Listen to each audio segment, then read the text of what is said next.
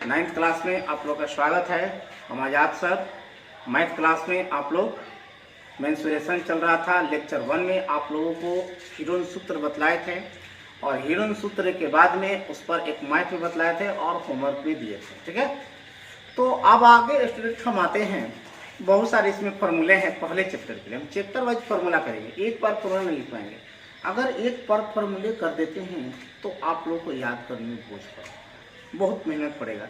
इसलिए स्टूडेंट हम बारी बारी से चैप्टर वाइज हम फॉर्मूले करेंगे और चैप्टर वाइज हम क्या करेंगे, मैथ को बनाते चलेंगे। तो स्टूडेंट आप लोग जो हीरोन सूत्र बने उसके आगे हम लोग चलेंगे।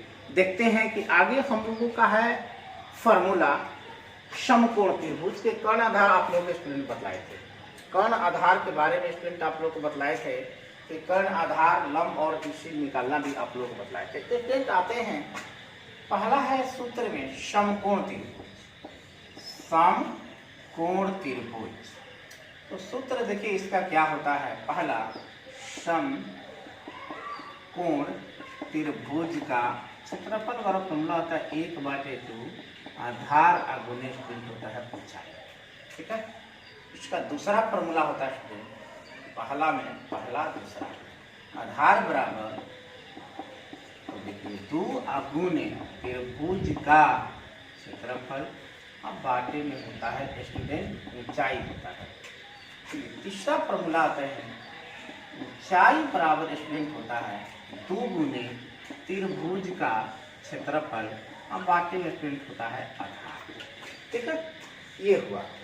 अब आते हैं नेक्स्ट समबाहु त्रिभुज। समबाहु त्रिभुज, ठीक है, इसे त्रिभुज पढ़ते हैं, लिख देते हैं इसे समबाहु त्रिभुज। स्टूडेंट समबाहु त्रिभुज में हम चलेंगे क्या, तो समबाहु त्रिभुज के क्या है परिभाषा, डिफिनेशन क्या है, आप लोग 8th क्लास में ही पढ़ चुके हैं। वैसे त्रिभुज जिनकी सभी भुजाएं आपस में बराबर हो उसे हम कहेंगे समबाहु त्रिभुज। ठीक है, समकोण त्रिभुज में फिगर देख लीजिए, ये समकोण त्रिभुज, ठीक है, ए बी सी। ठीक, समबाहु त्रिभुज के लिए ये फॉर्मूला, सब भुजा आपस में क्या होती है, बराबर होती है। ठीक है, यहाँ से लंब डाल देंगे, ये आपका स्टूडेंट ऊंचाई का काम। ठीक है, तो आता है पहला फॉर्मूला समबाहु त्रिभुज का क्षेत्रफल बराबर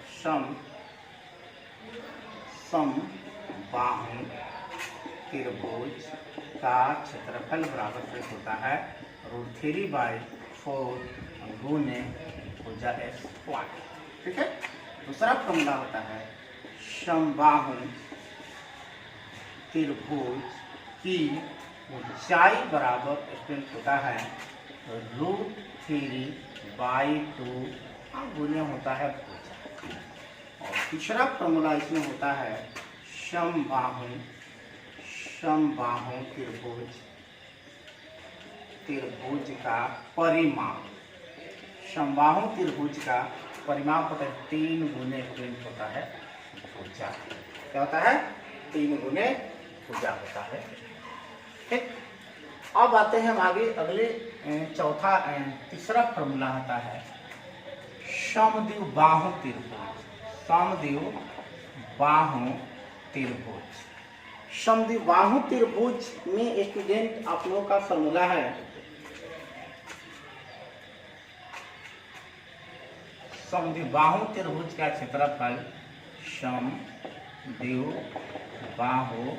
त्रिभुज का क्षेत्रफल बराबर 1/4 होता है b होता है 4a² घटा b² होता है। अब जरा देखिए, समद्विबाहु त्रिभुज ऐसे होते हैं, ठीक है, जिसकी 2 भुजा आपस में क्या होते हैं, बराबर। ये जो होता है ये बराबर भुजा होता है जिसको a माना जाता है और शेष आधार को b माना जाता है। ठीक है, तो यही फॉर्मूला 1/4 गुणे b यानी आधार को लिखेंगे और तब 4a² यानी ये जो बराबर जो भुजा है उसको लिखते हैं, -b² जो आधार है उसे लिखते हैं। तो समद्विबाहु त्रिभुज का क्षेत्रफल का ये फॉर्मूला मिला 1/4 गुणे b √a² - b²। समद्विबाहु त्रिभुज के आधार और भुजा अगर दिया रहे तो इस फॉर्मूला द्वारा हम इसे क्या करेंगे, हल करेंगे। चलिए नेक्स्ट एक फॉर्मूला और है स्टूडेंट,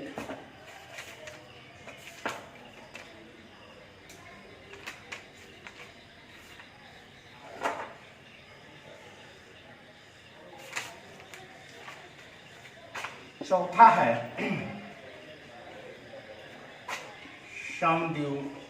समद्विबाहु समकोण कहते हैं। समकोण त्रिभुज का क्षेत्रफल का फॉर्मूला स्टूडेंट होता है 1/4 गुने कर्ण स्क्वायर, 1/4 गुने 2 गुने भुजा स्क्वायर। समझिए जरा ध्यान से, कर्ण दिया रहे, कर्ण के बारे में आप लोग बतलाए थे लेक्चर 1 में कि समकोण यानी 90 डिग्री वाले सामने जो भुजा दिया रहे 1/4 गुने कर्ण स्क्वायर लगाएंगे फॉर्मूला। अगर बराबर भुजा दिया रहे तो लगाएंगे 1/2 गुने भुजा स्क्वायर। ये फार्मूला को हम यूज करेंगे। तो इस चैप्टर में हम इस फार्मूला से यूज करके, तो आपका जो चैप्टर 14.1 है स्टूडेंट, 14.1 में आप लोग का पहला क्वेश्चन होमवर्क में दिए थे। तो अब स्टूडेंट आप लोगों को 14.1 में क्वेश्चन पूछा है जिसे हम बतलाना चाहेंगे, ठीक है। उस क्वेश्चन आप लोगों को करवा देते हैं, इसे देखिए, ठीक है स्टूडेंट। तो समझने का प्रयास कीजिए। यहाँ पर ये तो आपका फॉर्मूला हो गया, इसे लर्न कर लेना है बढ़िया से, ठीक है। चलिए आते हैं 14.1 में। 14.1 में क्वेश्चन नंबर 2, पहला आप लोग का लेक्चर 1 में दे दिए थे होमवर्क में। एक त्रिभुज का क्षेत्रफल ज्ञात है जिसकी दो भुजाएं 8 सेमी 11 सेमी जिसका परिमाप 32 सेमी, ठीक है। तो देखिए क्या दिया, पहले देखिए त्रिभुज क्षेत्रफल जैसे दो भुजा दिया हुआ है जिसका परिमाप 32 है। तो दो भुजा आप लीजिए, मान लीजिए ए बराबर, एक ले लीजिए कितना, ए बराबर ले लीजिए 8 सेमी और बी बराबर स्टूडेंट लिए कितना, तो बी बराबर ले लीजिए कितना 11 सेमी। तीसरा बराबर काट कर लीजिए, तीसरा हमें ज्ञात करना है। जब तक तीनों भुजा निकलेगी नहीं, क्योंकि समद्विबाहु होता था उसका फॉर्मूला है, इसके बाद में समकोण होता तो उसका फॉर्मूला है, समद्विबाहु समकोण त्रिभुज है तो उसका भी फॉर्मूला है। लेकिन जब हीरोन सूत्र का उपयोग करके बनाना पड़ेगा तो स्टूडेंट ये तीनों भुजा की जरूरत होगी, ठीक है। अब देखिए प्रश्न से दिया है, प्रश्न से परिमाप आपको स्टूडेंट दिया है, परिमाप कह रहा है कितना है, तो 32 सेमी स्टूडेंट परिमाप आपको दे दिया है, ठीक है। परिमाप का मतलब होता है तीनों। मान लें कि ये त्रिभुज है स्टूडेंट, ध्यान दीजिए ए बी सी, परिमाप ज्ञात करना है तो A B plus B C plus B C, यानी तीनों भुजा का योग। आप लोग ए बी सी तीनों भुजा का योग करके परिमाप निकालेंगे। ए प्लस बी प्लस सी बराबर क्या लिखेगा 32। चलिए ए का मान 8 है, बी 11 है, प्लस सी बराबर कितना हुआ 32। 11 और 8 जोड़ दिए तो हो जाएगा 19 प्लस सी बराबर हो जाएगा आपका 32। सी बराबर आप जोड़ी माइनस हो गया इधर, तो 32 घटा 19 हो गया। तो सी बराबर स्टूडेंट आपको मिला 32 में से 19 को घटा दीजिए, 12 में से 9 हो गया 3 और ये बचा कितना, तो 2 में से हो गया यानी 13 मिला। सी कितना मिल गया, तो 13 से मिल गया। अब स्टूडेंट आपका पहला काम है एस निकालना, A plus B plus C by 2, ठीक है। A plus B plus C का मान देखिए कितना दिया है, तो 32 है, बाटे 2 कई बार में कट गया तो 16 बार। एस आपका मिल गया कितना 16 से, ठीक है। अब आपको कुछ करना नहीं है, जो हीरोन सूत्र से लगाकर तीनों भुजा दिए थे उस पर हम इस मैथ को बनाते हैं। हम निकाल देते हैं त्रिभुज का क्षेत्रफल बराबर रूट ओवर होगा एस, एस माइनस ए, एस माइनस बी और एस माइनस सी होता है। तो चलिए एस कितना है स्टूडेंट आपको देख लेते हैं। तो एस मेरा 16 निकला है, तो यहाँ 16 रखिएगा। 16 घटा ये देखिए यहाँ से कितना है, तो यहाँ से 1 दिया है, 8 दिया स्टूडेंट। चलिए फिर आपको दिया है, फिर यहाँ पर लिखेंगे 16। बी कितना स्टूडेंट जरा देखिए, तो बी है 11, फिर स्टूडेंट आइए एस माइनस सी कितना है स्टूडेंट देखिए, तो सी यहाँ से निकाले कितना है तो 13 है, तो यहाँ लिख लीजिए 16 घटाव 13, ठीक है। अब बेटा बताते हैं ये 16 में से 8 गया तो 8 बचा, गुणे 16 में से 11 गया तो कितना बचा है 5 बचा, और 16 में से 13 गया तो कितना बचा है तो 3 बचा। ये अब खंड कर लीजिए, ठीक है। 16 के 4 गुने 4 लिखेंगे, इसको लिखेंगे 2 गुने 2 गुने 2 लिखेंगे, ये 5 गुने 3 जेम का क्यों रहेगा स्टूडेंट, 2 व 4 के लिए 1 4 बाहर निकलेगा, 2 2 के लिए 1 2 बाहर निकलेगा। चलिए क्या बचेगा यहाँ पर, तो एगो 2 बचा, एगो 5 बचा, एगो 3 बचा, तो ये हो जाएगा आपका 4 दूनी का 8, 5 दूनी का 10 और 10 30 सेमी स्क्वायर। ये आपका स्टूडेंट का हो गया आंसर। रूट में मान निकलना कोई जरूरी नहीं है, रूट में ही हम आंसर लिख सकते हैं स्टूडेंट। तो ये आप लोग का दूसरा क्वेश्चन है। और तीसरा क्वेश्चन स्टूडेंट हम आते हैं इसी चैप्टर में, तीसरा जो क्वेश्चन है उस पर आते हैं, ठीक है। तीसरा जो क्वेश्चन है स्टूडेंट 3 नंबर, करेक्ट एक समद्विबाहु त्रिभुज का आधार जिसको हम पी बोलते हैं, कितना दे दिया तो 12 सेमी दे दिया, ठीक है। और बराबर भुजा में से 10 सेमी, यानी ये दे दिया कितना तो 10 सेमी। याद रखिएगा जो आधार है उसे बी मानते हैं, और जो स्टूडेंट बोले हैं बराबर भुजा है उसे हम ए मानते हैं। ये दे दिया आपको 10 सेमी। त्रिभुज का क्षेत्रफल ज्ञात करना, बस डायरेक्ट फार्मूला, समद्विबाहु त्रिभुज का क्षेत्रफल, त्रिभुज का क्षेत्रफल बराबर 1/4 इंटू बी होता है फ्रेंड, ये हो जाएगा 4a² माइनस b²।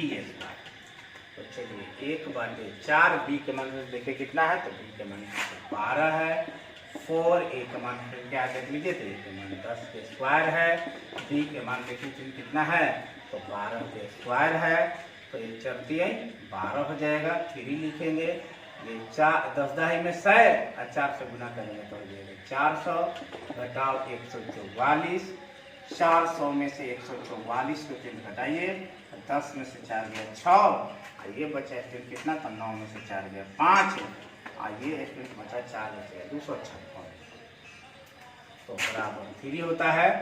ये देखिए तो 256 हो जाएगा यहाँ पर, 256 का वर्गमूल कितना होता है, 256 का वर्गमूल होता है स्टूडेंट कितना, तो आप निकाल लीजिए इसका वर्गमूल 256 का 16 होता है, तो 3 ये हो जाएगा 16 16 48 सेमी स्क्वायर। ये स्टूडेंट आपका आंसर हुआ, इसको मिला लेते हैं आंसर को, क्वेश्चन नंबर 3 48 सेमी स्क्वायर सही आंसर आया है। तो स्टूडेंट ये आपका क्वेश्चन का सॉल्व हुआ। चलिए एक और क्वेश्चन देखते हैं स्टूडेंट। 4 क्वेश्चन में दिया है एक समद्विबाहु त्रिभुज की असमान भुजा, ध्यान दीजिए बराबर भुजा को ए कहते हैं, तो असमान भुजा आधार हुआ, ठीक है। असमान भुजा क्या हुआ आधार, यानी आधार जिसको लिखेंगे बी दे दिया कितना तो 48 सेमी दे दिया, कितना दे दिया 48 सेमी है। इसका परिमाप कितना दिया है तो 108 सेमी है। तो त्रिभुज का क्षेत्रफल क्या है, एक चीज समझने के लिए फिगर थोड़ा सा बना लीजिए, ठीक है। ए बी सी, ये बी के काम करेगा, ए के काम करेगा, ए के काम करेगा। तो परिमाप कैसे निकलता है, तीनों भुजा को जोड़ना, ठीक है। तो तीनों भुजा को जोड़ेंगे, यहाँ लिखेंगे प्रश्न से परिमाप बराबर, परिमाप बराबर। तो देखिए फिर परिमाप में आपको दे दिया है 108। अब परिमाप जोड़ेंगे बी ए ए, नहीं जोड़ेंगे बी प्लस ए, तीनों भुजा को जोड़ देंगे तो परिमाप होगा। अगर चतुर्भुज होता तो चारों भुजा को जोड़ देंगे, ठीक है। देखिए बी दिया है कितना है तो यहाँ 48 दिया है, ए जोड़ेंगे तो कितना हो जाएगा 2a, ये 108 हुआ, 48 जाके माइनस 2a बराबर 108 घटा हो गया 48, 2a 148 में से 8 को हटा देंगे टेस्ट, 108 में से 48 को हटाएंगे, 8 में से 8 गया 0, और 10 में से 4 गया 60 हुआ। a बराबर 60 बाटे में 2, कितना बार में कटेगा 30 बार में, इसलिए a के मान कितना मिला 30 मिल गया, a मिल गया। a क्या स्टूडेंट ध्यान देखिए इस पर बराबर हो जाए, अब फॉर्मूला लगा दीजिए, समद्विबाहु बाहों त्रिभुज का क्षेत्रफल बराबर 1/4 रूट बी होता है student 4a² minus b²।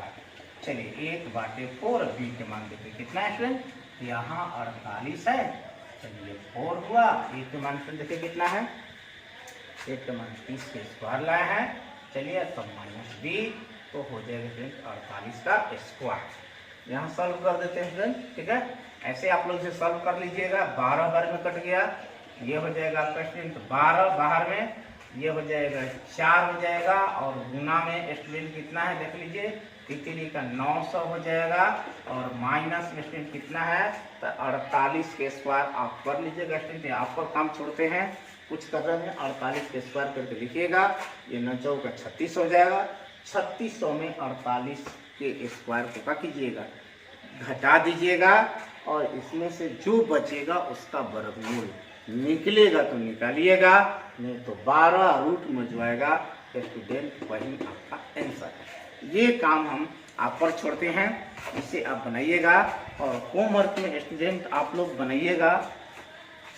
Homework में आप लोग स्टूडेंट रहेगा क्वेश्चन नंबर 5, 6 और 7, ठीक है। इसके बाद में हम नेक्स्ट क्वेश्चन स्टूडेंट चलेंगे, कहाँ से, तो आपको चलेंगे क्वेश्चन नंबर 8 से। तो नेक्स्ट वीडियो में ये चैप्टर को हम समाप्त करने का प्रयास करेंगे, नहीं तो एक और लेक्चर बनेगा। तो स्टूडेंट पहला काम है आपको सूत्रों को याद कर लेना, जो 8 क्लास में कुछ परिभाषाएं भी लिखे हैं, ठीक है। उस क्षेत्रमिति के अंतर्गत उस परिभाषा को भी फेयर में आप इसे डिनोट कर दिया, नहीं तो आप यहाँ पर आकर परिभाषा वगैरह सूत्र वगैरह का नोट्स आप ले सकते हैं, ठीक है स्टूडेंट।